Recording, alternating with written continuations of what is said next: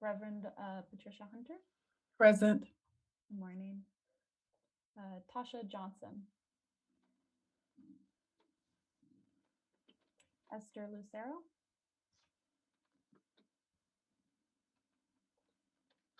Asha Mohammed. Officer Mark Mullins. Present. Good morning. Erica Newman. Dr. Naveen Pinto. Present. Good morning. Morning. Alina Santillan. I see you're here. I heard you might be having tech issues, but I see you. Joseph Saya. Here. Good morning. Catherine Seibel here. Douglas Wagner. Here. Reverend Harriet Walden. I'm here. Hello. And Legea Washington. Okay. Great. Thank you all. It is time to review the agenda and approve. Is there anyone who has an amendment to the agenda or would like to move to approve the draft agenda? I'd like to have I'd like to offer an amendment to the agenda that Commissioner Joseph Saya be able to have some space sometime. He's had a tragedy in his community. And as a commissioner, we in the past have given space, and so I'd like to amend the agenda to add Joseph Commissioner Joseph Saya to the agenda. Great. Is there someone that would like to second this amendment? I'll second. I second it. All in favor? Aye. Opposed? Any abstentions? And I might have done that incorrectly. Can we add this item after approving the minutes, or where would you like to? I'm so sorry, I should have asked.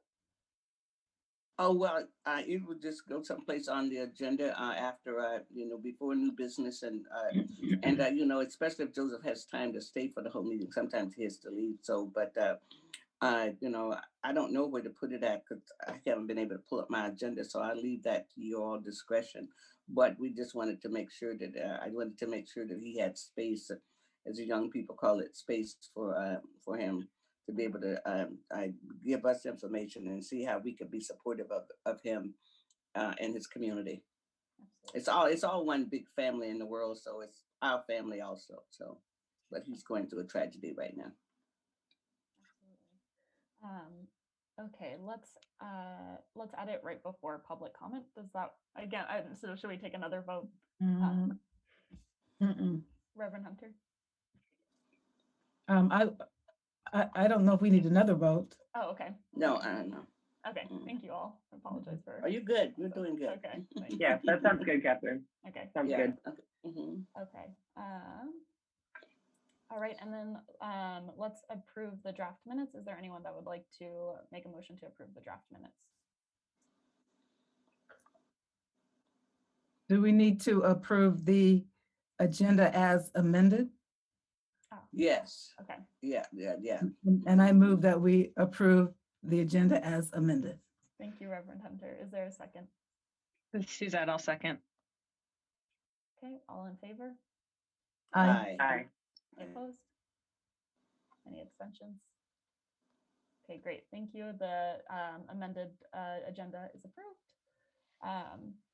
Now it's time to review the draft minutes. Is there a motion to approve the draft minutes?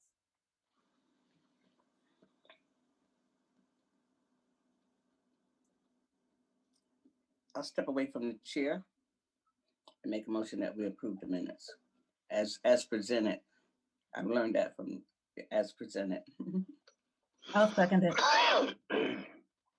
All in favor? Aye. Aye. Any opposed? Any abstentions?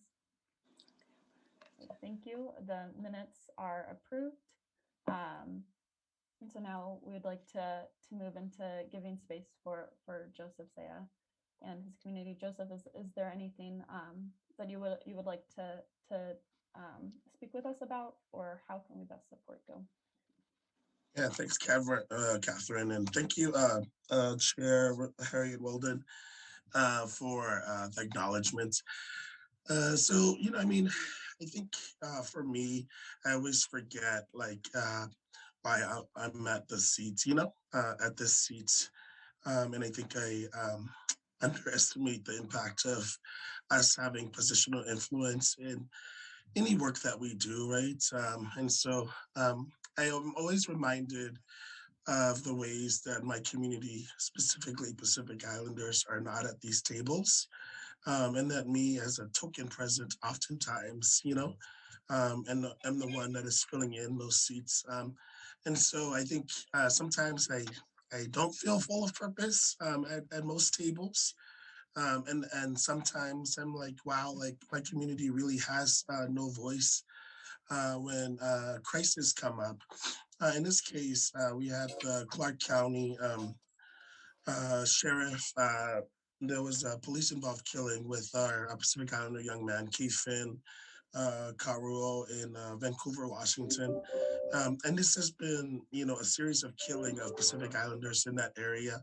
The last one was a miner by the name of Joseph Clayton that we also organized around his killing, and that was another mental health crisis in Vancouver.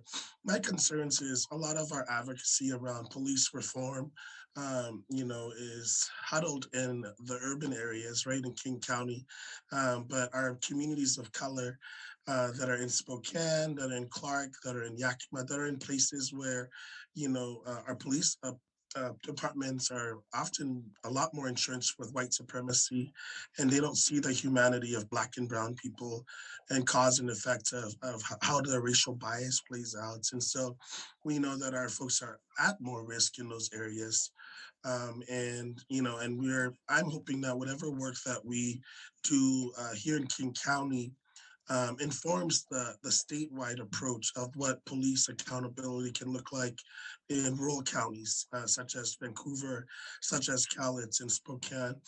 But beyond that, I just want to lift up the Caruo family who just lost 26-year-old K. Finn. And they also lost the father of K. Finn through a heart attack on the same day that he found out that his son was killed by police. And so it's a tremendous tragedy. I think also of when our people are killed, what does reconciliation look like? Even if the police are not legally at fault, but for Pacific people, there has to be some reparation and acknowledgement of the pain that the family is going through. And so I think about those things as this family is going through their grief process. And also these things are expensive. They have to bury their son. They have to bury now the son's father as well. And that's a lot of burden on the family. And so also think about what kind of supports do we offer, to victims of police shootings. We know that it's still happening, whether it's justified by the law or not, but we have to also think about what that care looks like for our people when they're killed. And so those are things that are running through my head. And I just want to thank Dr. Walden for acknowledging that and giving space. And thank you for the opportunity to share. Joseph, one of the things, thank you so much, but one of the things that you mentioned also is about I-940, and I don't know, but it's something that we can discuss here, at least sending a letter to support the family and that the I-940 and all of the laws that got passed this past year that the governor signed them. It might be, and I rely on the policy team, but it might be one of those laws that got signed into law that we can send a letter and ask the Attorney General to activate with expedience what needs to be activated in this case. So that might be some work that the CPC can look at and sending a letter, and then know if the commissioners do that. But also, I personally wanted to just give you my condolence, and also make space, because we've done that for when Charlena and other people. I mean, for our commissioners to be able to speak, and so I want to offer my condolence, and also let you know that under my own umbrella, Mothers and Police Accountability, we can also send a letter if that's something that you would want us to do on our own umbrella headings that we still, groups that we're still involved with. Again, I wanted to offer my heartfelt condolence to your community. This is the second loss since you've been on the commission. We filed a case. I missed her. So this is the second loss of your community since you've been on the commission, and I just wanted to, as the young people say, make space for you to have some time here today as we wrap our commissioner arms around you. And I'll stand down if anybody else wants to have a comment.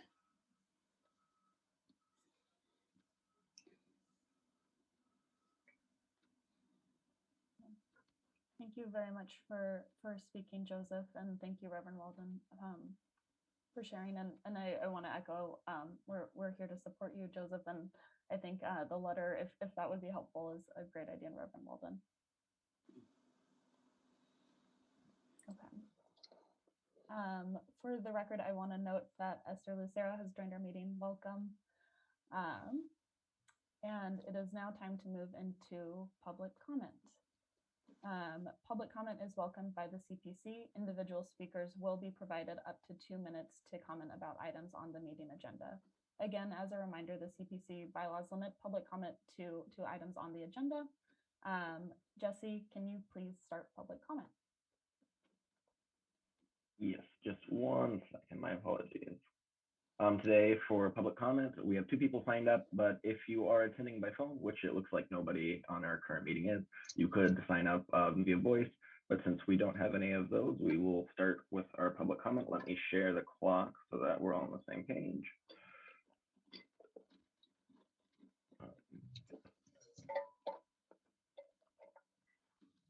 And first today is Valerie. Valerie, you should be able to unmute your mic now. Good morning.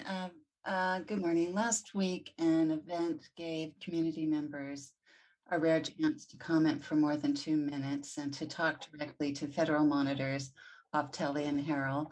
I hope all commissioners who didn't attend watched the video of that meeting.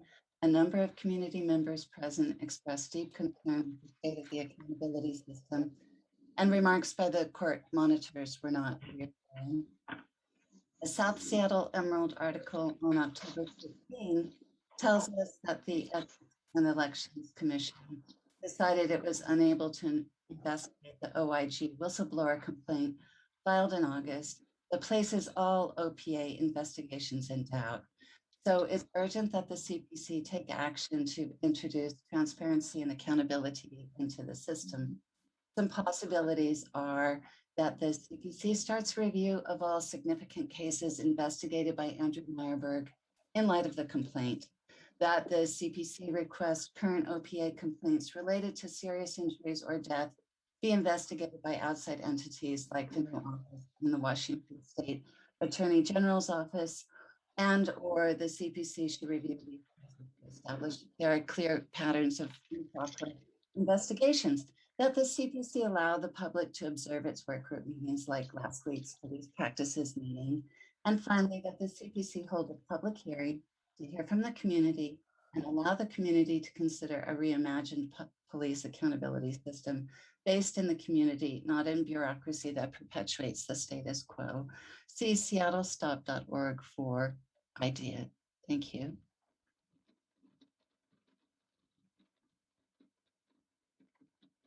Thank you, Valerie. Next up, we have Dr. Howard Gale.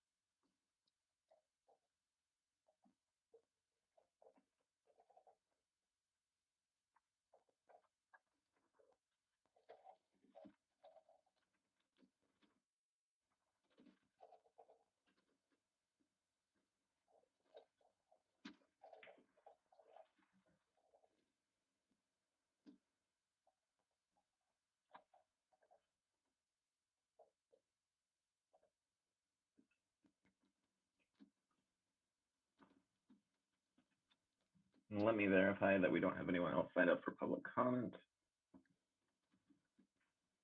We do not. Okay, great. Thank you.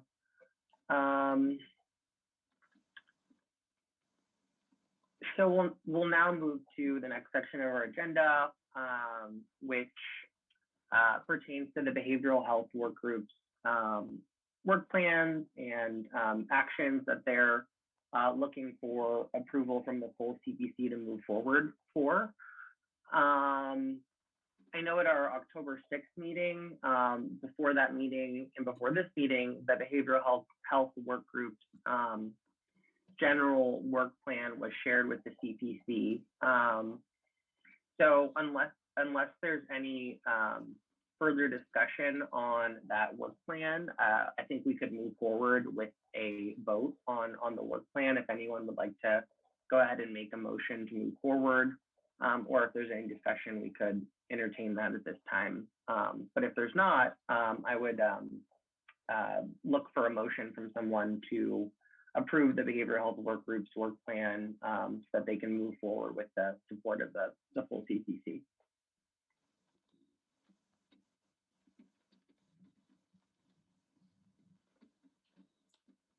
Hi, this is Esther. I make a motion to move forward with approving the work plan. Thank you, Esther. Is there a second? Sure, I'll second that. Great. All in favor? Aye. Aye. Aye. Aye. Aye. Any opposed? Any abstention? Great. Well, congratulations, behavioral health work group. Yeah. We're looking forward to that plan moving forward. There's a lot of great stuff in there. So is there a separate, Catherine or Dr. Pinto, you can kind of correct me, is there a separate work plan related to the, that you can? Yeah, so Okay. the first one is the work plan for the entire work group in general. And then the second work plan is specifically in response to addressing the Terry Caver case. And we sent that out, or I gave an update on that in the last meeting, but if it's helpful to chat about that again, I'm happy to. That it might be helpful. I don't know if I'm just missing something or needing more coffee, but I'm not seeing that as part of the materials that were sent out for this meeting, but I could just be missing it. So maybe So as a summary, the behavioral health work group put together a work plan specifically in response to addressing the Terry Caver case. We have reviewed the management action recommendations related to this case, and we are looking to further address some of the patterns of discipline and mental health response in a variety of ways. And so this would include putting together a full report and analysis of this case, requesting that the CPC be included in upcoming revisions and any related review of policy and trainings, and as well as writing an op-ed. And so we're hoping to hear any discussion, feedback on this work plan, or get a full vote from the commission so that we can move forward on these items. that's great. Thank you. Okay, so it's like it's the third part of the work plan. Is that right? It's like number 3 under behavioral health 2020 OPA. Yeah, it touches on some of those parts as a part of the full work plan, but this is a very specific next steps to reviewing that case. Okay, great. So yeah, just like Catherine said, if there's we're open to further discussion. If there's not further discussion, I would also suggest that someone make a motion to approve the work plan related to the Terry Caver case.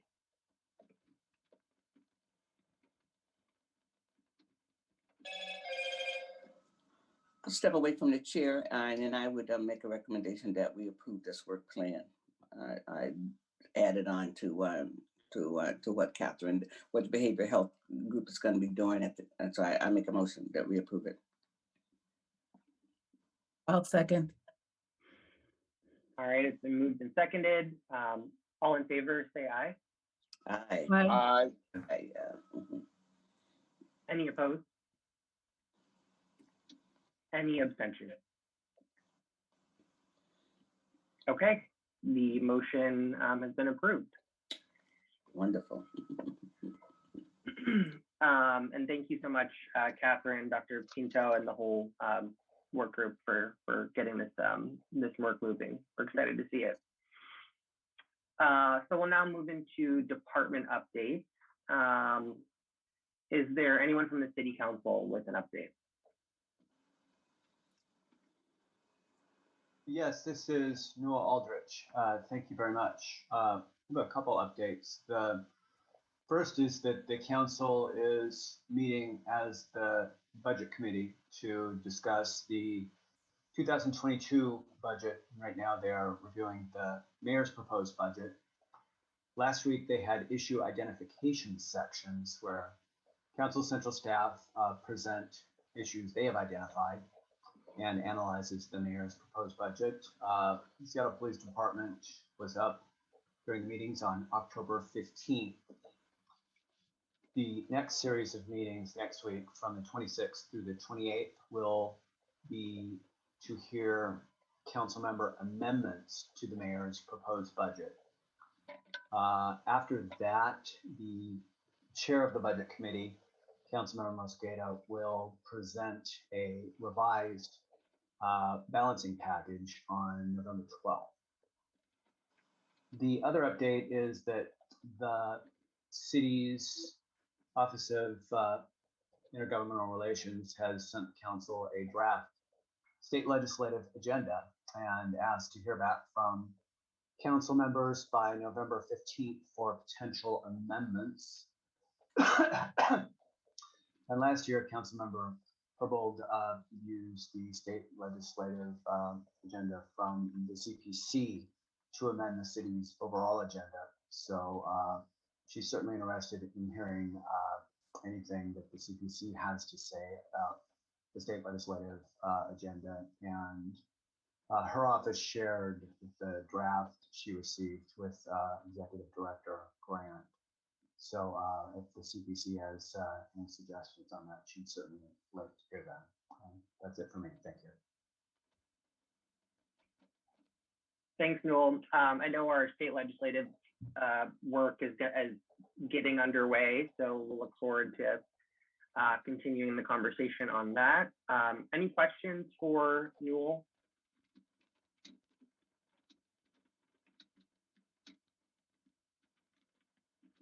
Okay. Is there anyone from the mayor's office who is here to provide an update?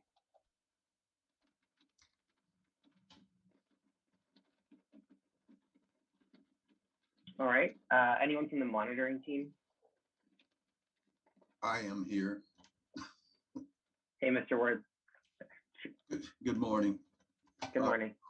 The monitoring teams in the interim since the last Community Police Commission meeting has participated in a North Precinct Advisory Council meeting in which Deputy Monitor Monisha Harrell made a presentation. We have met with OIG, the subject matter being discussion of the next significant event review panels. We participated in the very robust CPC community engagement session under the stewardship of Director Felicia Cross and Executive Director Brandy Grant. We have met with the CPC Executive Director and co-chairs in one of our periodic bi-weekly meetings. And we have also met with the mayor. That kind of encompasses the scope of our meeting since your last meeting. With leave of the chair, I would like to remove my assistant monitor hat. I have a brief statement to make.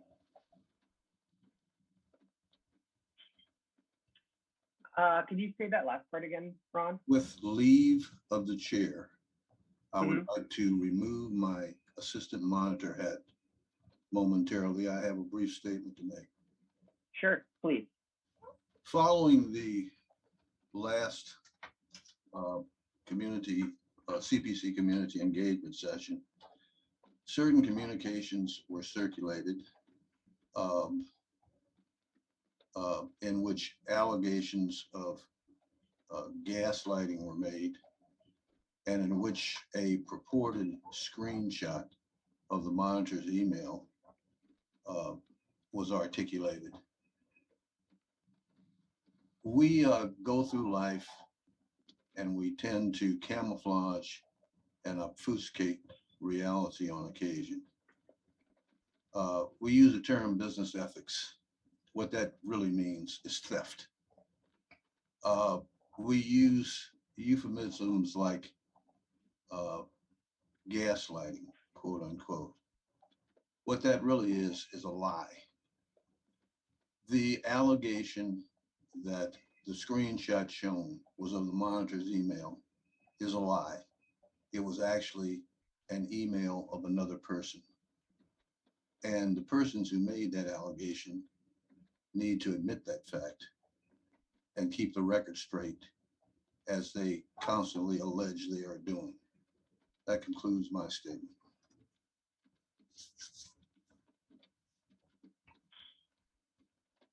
Thanks, Ron.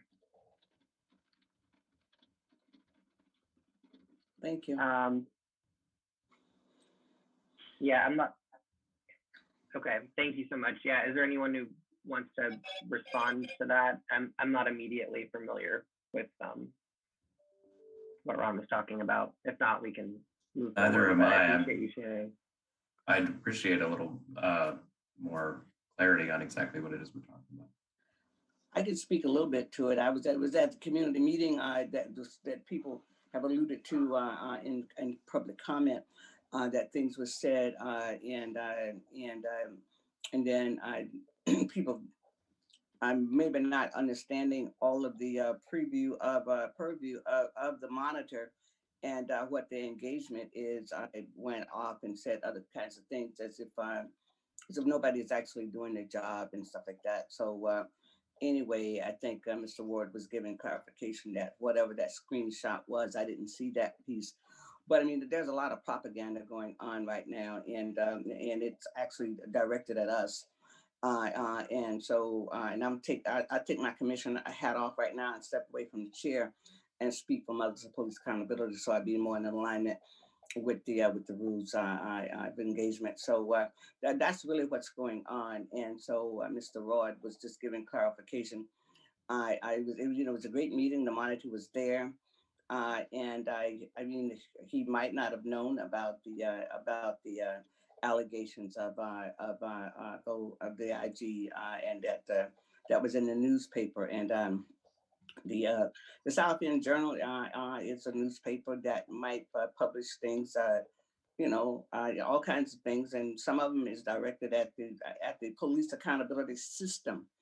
And of course, that's what that was about. And of course, the ethics committee, commission said that I guess in August that they didn't have a finding based on how they're structured.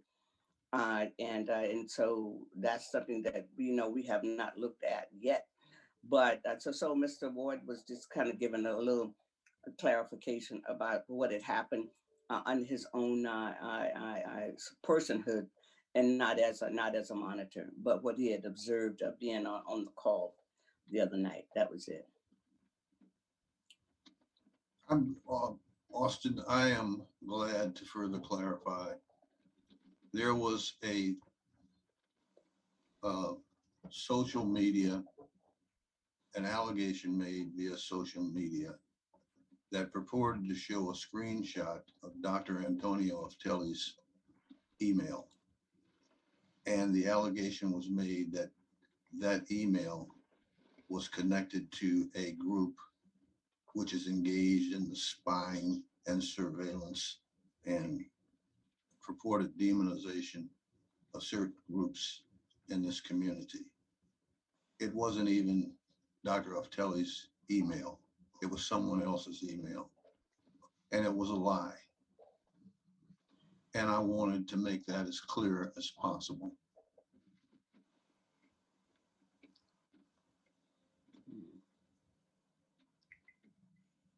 Appreciate that, Ron. Thank you.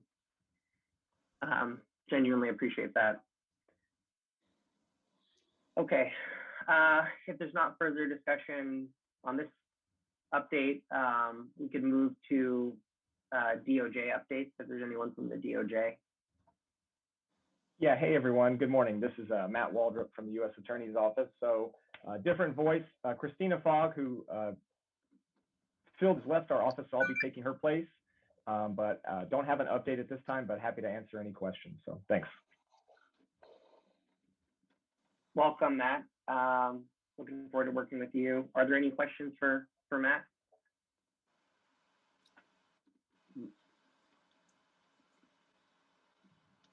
All right. Is there anyone from the OIG, Office of Inspector General?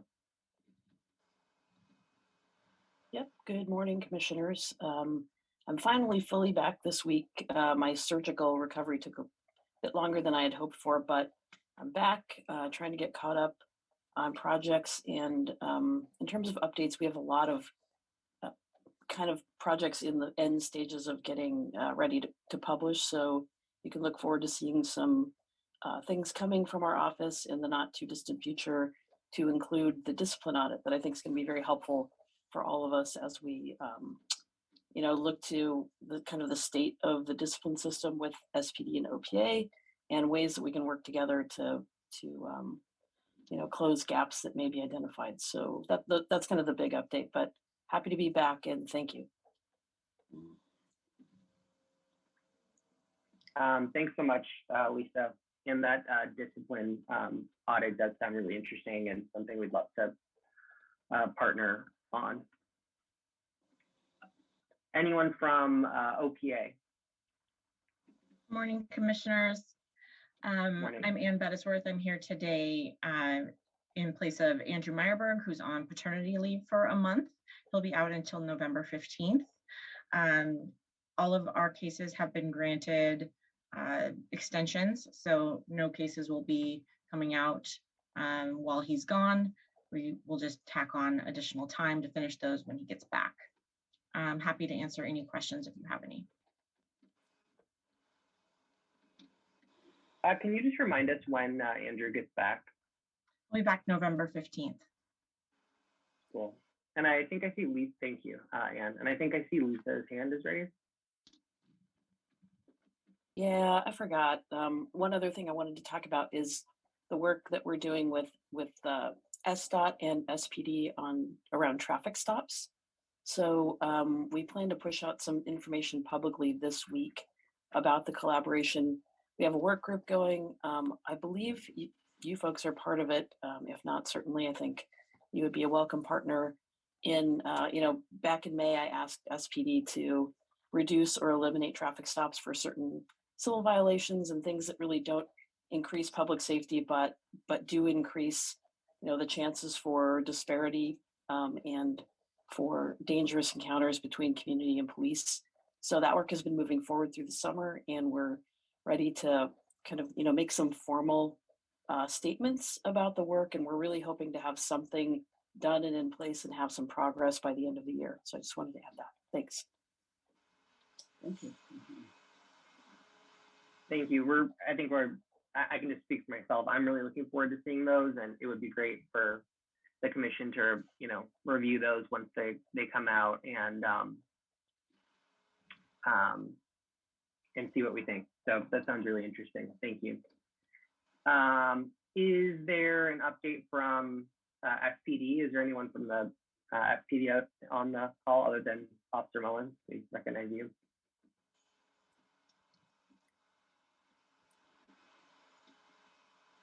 All right, I'm not seeing anyone from SPD who's here to provide an update.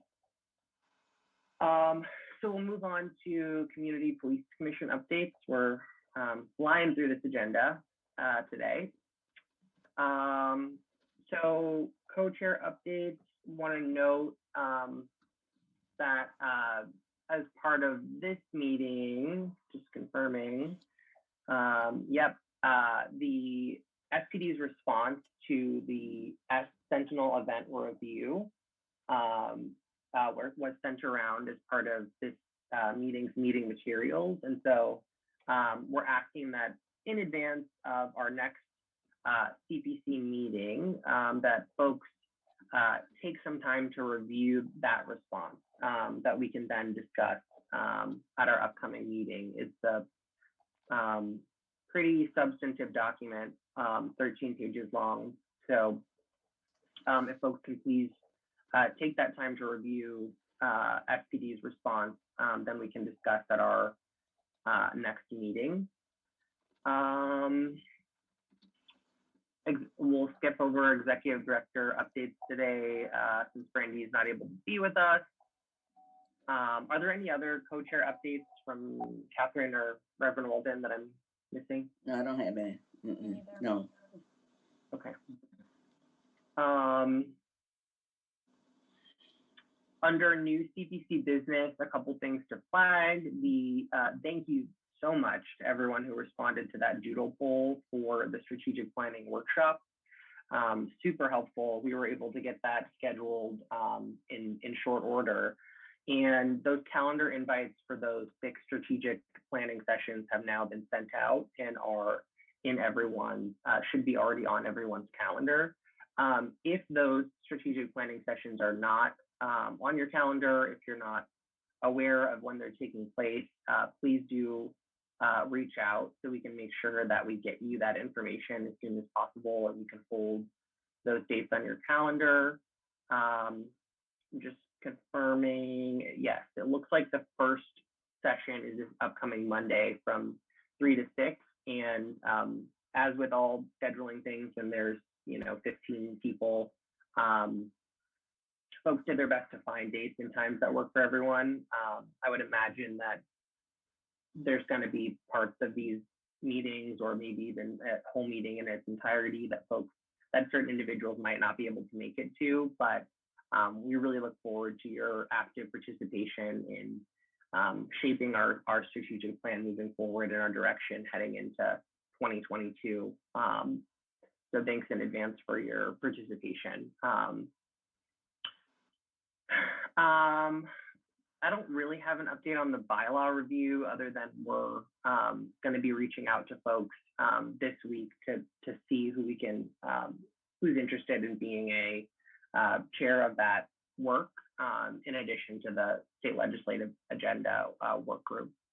So in terms of those check-ins with commissioners that I think we mentioned at the last meeting that we're hoping to do, we had a chance to meet this week and start dividing up who we're each checking in with in terms of the co-chairs. And so we're going to start with some folks that we're going to see if we can tap to lead these important bodies of work, the bylaw review, and then the state legislative agenda. So we will be in touch with folks soon.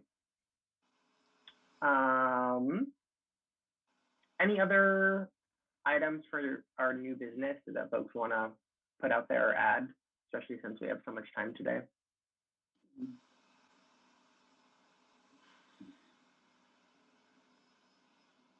Hearing none, we'll go to. Sorry, I would go say, ahead. I do think we need to be, I know I missed the last governance meeting and there was some discussion about this there, but I do think we need to be very proactive about getting answers about the OIG whistleblower issue. I know there's talk of sending a letter to the city ethics folks. I think that's a good idea. I think we should also, I would suggest sending a letter to OIG to get a public formal letter to get clarity on their end. I know we've got Inspector General Judge here, but I think we need to formally request as much information as possible from all the involved bodies, because this is something that is, as we all know, that the community is concerned about, and there's definitely the appearance of conflicts of interest and of investigations not getting done. I can't speak to whether or not that's true. Of course, I have no personal knowledge of that, and I'm not claiming any, but that's of course why we need to, I think, be pretty proactive about formally and publicly requesting as much information as possible about that entire event, because it's been quite a long time now, and we need to get as much clarity as possible about it. Right. Thank you.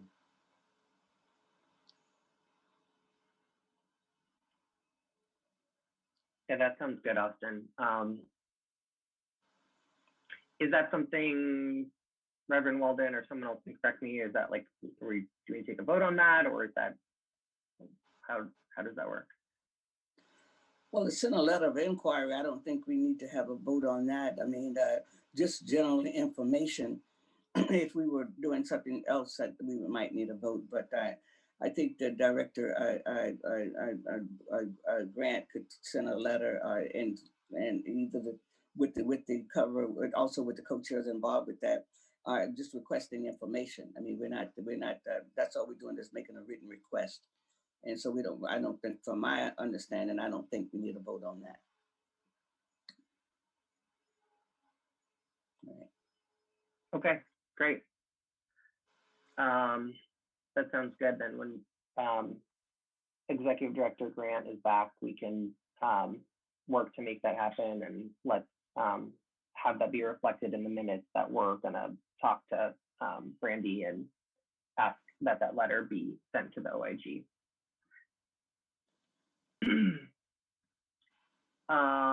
Okay, any other new business items?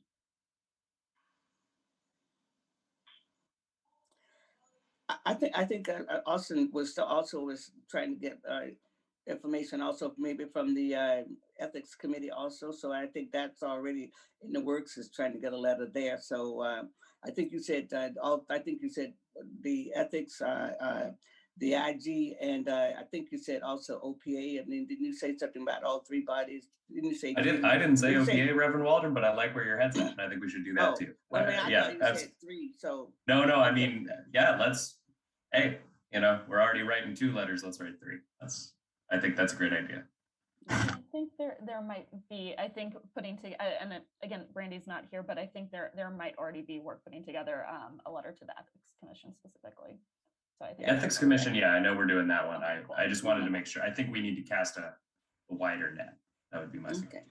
Okay. Thank you. Thanks, Austin.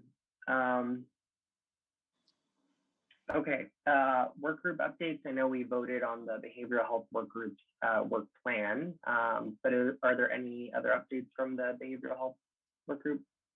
Yeah, so our next meeting is next week, and we're planning to have members of SPD come to the work group to discuss the officer wellness program and CIT. And I think those are all the updates I have. What day a week is your meeting? What day a week is that meeting? Wednesday morning, I think at 10. Okay. Yeah, that's right. Okay. Thank you, Catherine. Is there an update from the police practices work group? Yeah, I have a couple of things. We met with Daniel Ketchum last week, who is a resident of the Sunset Electric apartment building that's right next to East Precinct. And we also met with Brenna Rodewald, who's the building manager. And they took us through a presentation that I believe some other commissioners and I think some of the staff have also seen, just describing their experiences in the week leading up to the abandonment of the East Precinct. And they described a couple of issues that they've been having since the abandonment that I thought CPC could potentially help with. They've been trying to get a lot of information from SPD, and they haven't succeeded. Specifically, they've been trying to figure out exactly what chemicals they were exposed to, because at the end of that period, their building lobby and some of the front-facing apartments were coated. The walls were coated in residue from tear gas and other crowd control chemicals. So residents have been trying to figure out exactly what they were exposed to, and they've met repeatedly with city officials and SPD officials, and they just haven't gotten anything. And so the staff reminded me that based on the terms of the CPC ordinance, we don't have to file formal public records requests that SPD and other bodies are required to kind of turn over certain kinds of information on request. And so one suggestion would be to just request from SPD this chemical information so that these residents can have a better idea of any potential short and long-term adverse health effects from the chemical exposure. The other big question that the residents have that I think we can also request from SPD and from the city is that they were told by some incident commanders during that week that the East Precinct was not aware that that was a residential building, which seems, they were confused by that because it's literally next door to the precinct. And so they would like clarification on whether SPD and the city knew that the building was occupied and if anybody had come up with a plan to mitigate crowd control, the effect of crowd control tactics on the residents, and if that plan was executed or if it wasn't, and why or why not. Because from their perspective, they don't feel as though there was an effort made to mitigate the effect that the crowd control tactics had on them. And then the two final things they'd like clarification on, it's been widely reported in the media that the fire chief informed the police department that if somebody attempted to burn the precinct, that the whole block would go, and that was a big part of why the commanders on the ground decided to abandon the precinct. The residents of this apartment building, who are the other half of this block, they were never told about that. And there doesn't seem to have been any effort made to evacuate them or warn them so that they could evacuate themselves. And so they would like to know why they weren't told and why there wasn't any effort made to warn or evacuate them. And then finally, they'd like to know if any disciplinary action was ever taken against the officers who repeatedly entered the building after being told by building management not to, and who, while entering the building, refused to wear masks. And so, because of course this was deep in the heart of the pandemic before any vaccine or anything like that. So my overall proposal would be, I'm just in a letter writing mood today, I guess. My overall proposal would be to work with the staff and potentially our legal counsel to just draft a formal letter requesting both from SPD and the city, because I recognize that some of this stuff does not fall exclusively on SPD, but just requesting from SPD and the city information about each of those areas. And then the other major thing that I'm suggesting, I think that the presentation that they gave is important from a CPC perspective because it gives a ground level understanding of what it felt like to be just a citizen caught in this major policing event. And so I think that definitely falls within the CPC's kind of overall mission of being a voice for the community. And so I think that I would suggest that we have staff work with Mr. Ketchum to turn this into some kind of either a document or a multimedia presentation or both that is, hosted on the CPC website, just to give people an understanding of what this particular experience was like for these particular community members. So my two asks today are the letter requesting information and having the staff work with these building residents to take this presentation that they put together and turn it into a kind of CPC product, especially because that would alleviate the burden on them to keep going around and telling their story if it was made more publicly available.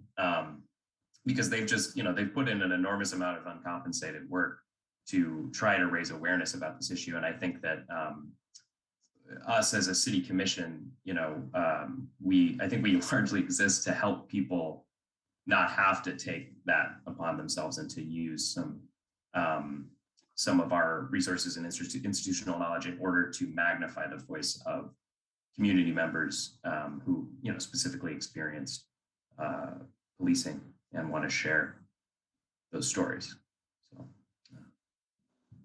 So yeah, those are my two asks. I'm not sure how to wrap those up in like motions or what, but don't need okay, yeah. Great.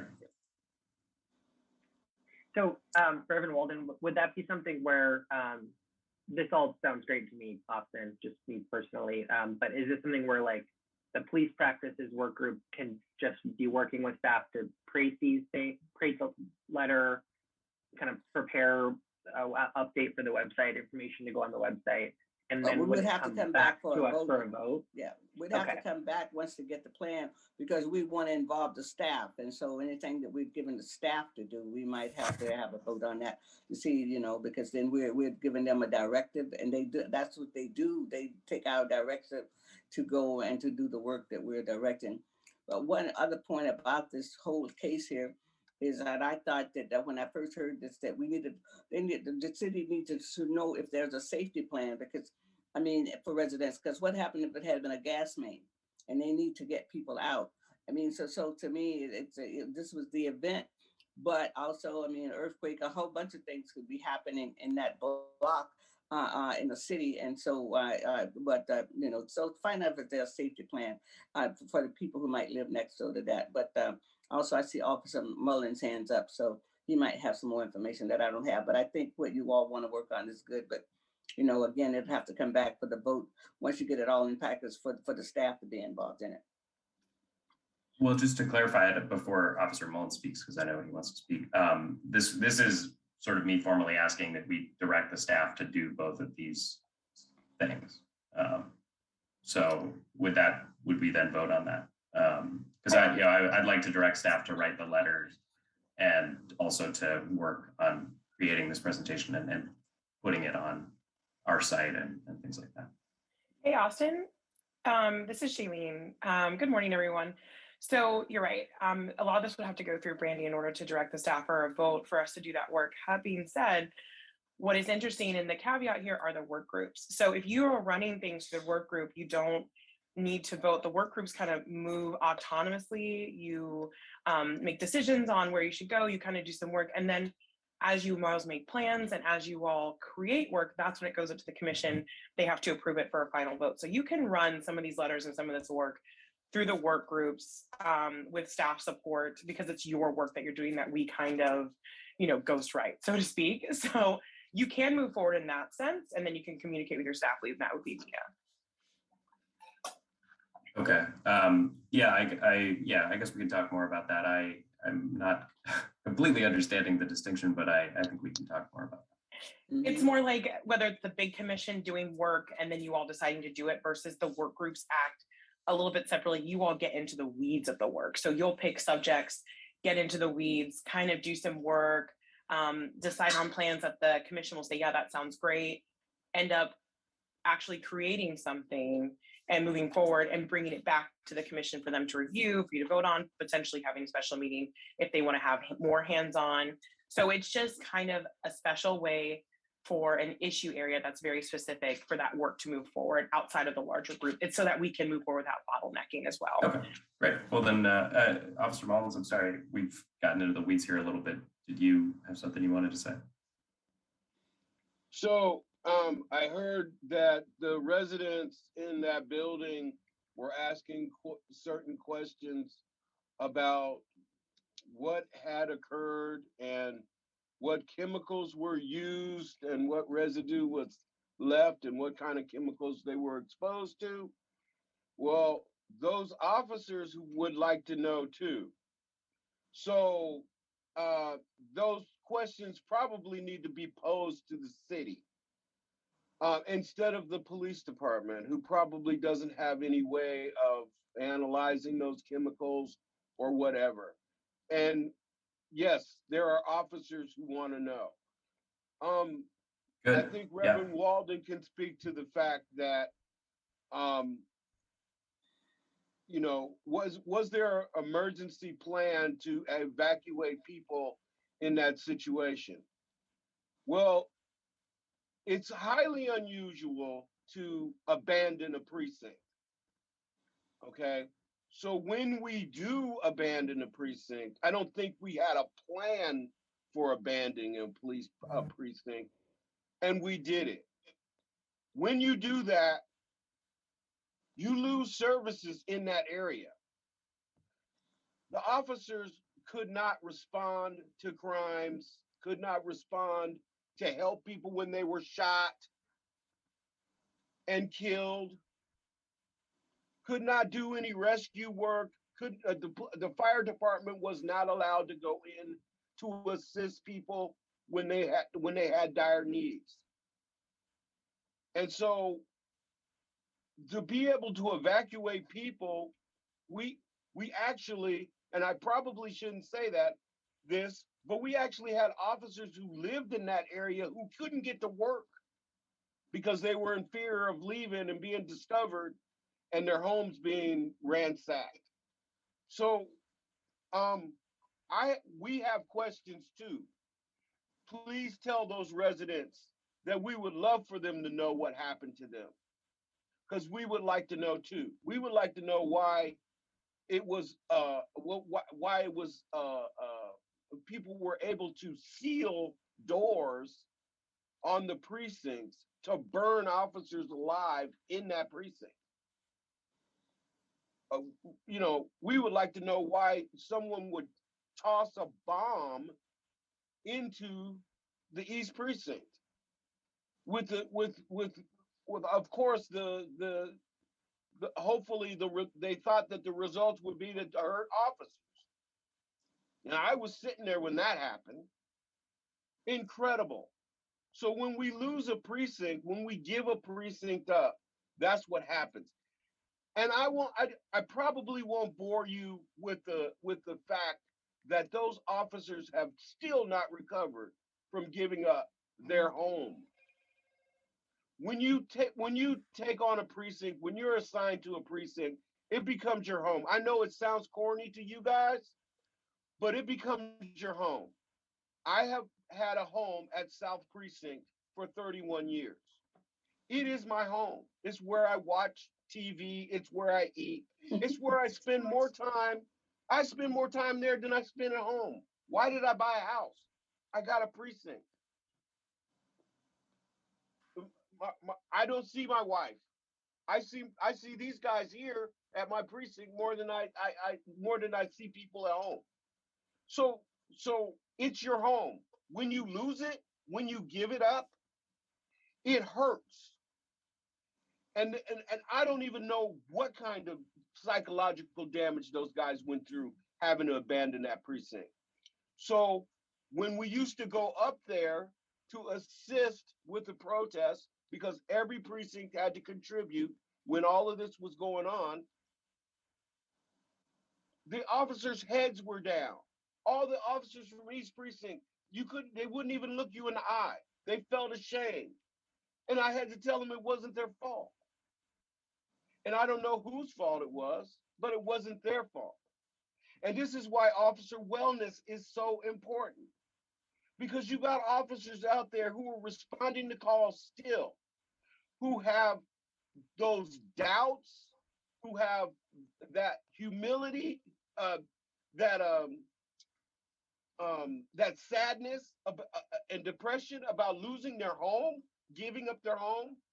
Please be aware of that. Please keep that in mind. And I am sorry for the people who lived in that building. I wish we would have done more for them. And I hope we can have answers for them. I really do. Because the officers there want answers too. Yeah, I have no doubt. And I know there were some guardsmen who got randomly exposed to crowd control chemicals and stuff too, and I'm sure they would also like answers. So this is, I totally agree, Officer Maltz. I think there's a lot of unanswered questions and we want to try to get as much information as possible. So I saw Legea had her, and thank you, Officer Mullins, yes. I saw Legea, did you have your hand up? And then Reverend Walden, and then I've seen Lisa's hand up for a while. Sorry, Lisa. Yes, that was a mistake. Thank you. No problem. All right, Reverend Walden, and then Lisa. Well, I just wanted to make just a brief comment on why East Precinct was there and what Officer Mullen just explained to. Before Sam Smith became the first Black person elected to the city council over 50 years ago, there was no services in that sector. There was no services in the sector from the freeway all the way to McCullen, the lake all the way up to Beacon Hill. In this sector, police services had to come from downtown or south. And so what he described is the reason why we have East Precinct, although it's supposed to have gone in the central area over by Yesler community. I guess I wasn't part of that. I didn't know about it, but eventually it wound up on East Precinct, and it belongs to the Black community. That's a historical fact on that precinct, that it was there because there was no services. People in the Central District and Capitol Hill had to call the fire department. The fire department came quicker over there, and then maybe that's why they have the little quick responses back, because there was no services in this red line central area district that people have been on the properties and this on this area for 140 some years in this area. It was no services. So what he described was that up until Sam Smith, and I don't know how many years it took to get the precinct there. I think I was here in Seattle when they got the precinct. So the precinct came in the late 70s, I came in 75. So the precinct probably came in after 75 up there, up on Capitol Hill. But I just want to give a historical record on that. What he described was what the Black people in the CD lived with for all of those years, with no services, no police services. And that's why when I found it out, I was the person who said the East Precinct belongs to us. It belongs to the African American, it belongs to the Black community. And no way it was going to be closed, or no way is it going to be turned into a community center, because it belongs to us in this community. And Sam Smith was the first Black person to ever be elected to city council. And that's what he did for the community. And so that's why it's a precinct in every sector, is because of Sam Smith's work. Before that, police stations was not in every sector in Seattle. So I'm the historian and resident. So this took 3 minutes to give you a little history on that. Yeah. Thank you for your grace. Thank you, Reverend Walden. Lisa, thanks for your patience. Yeah, thank you for letting me share that. Daniel Ketchum has been a participant in the Sentinel Event Review Planning Group for a lot of meetings over the summer, was helpful in identifying that, the issues with the Sunset Electric residents as one of the incidents that was reviewed by the panel. We're in final stages of drafting that report. And so the presentation that he showed you, he also gave to the Sentinel Event Review panelists, and had time for discussion with folks on the panel.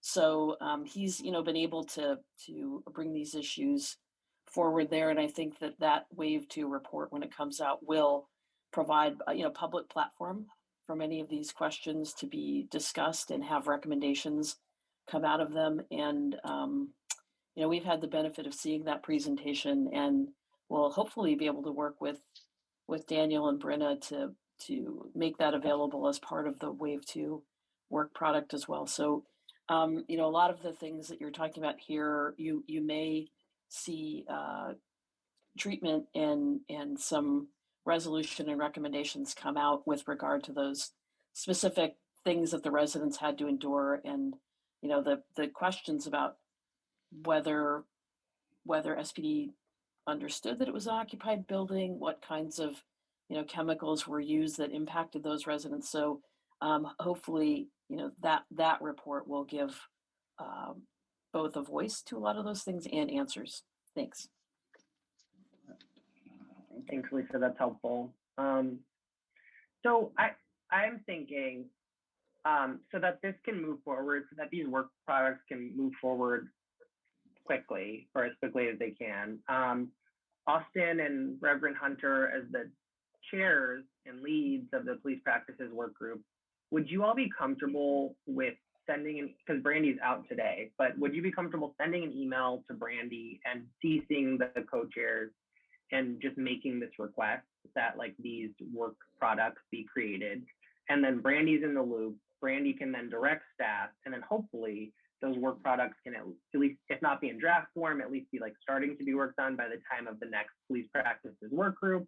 Then you folks can review those, make sure that they look good to you, and then we can move them back to the full commission for a vote to move forward.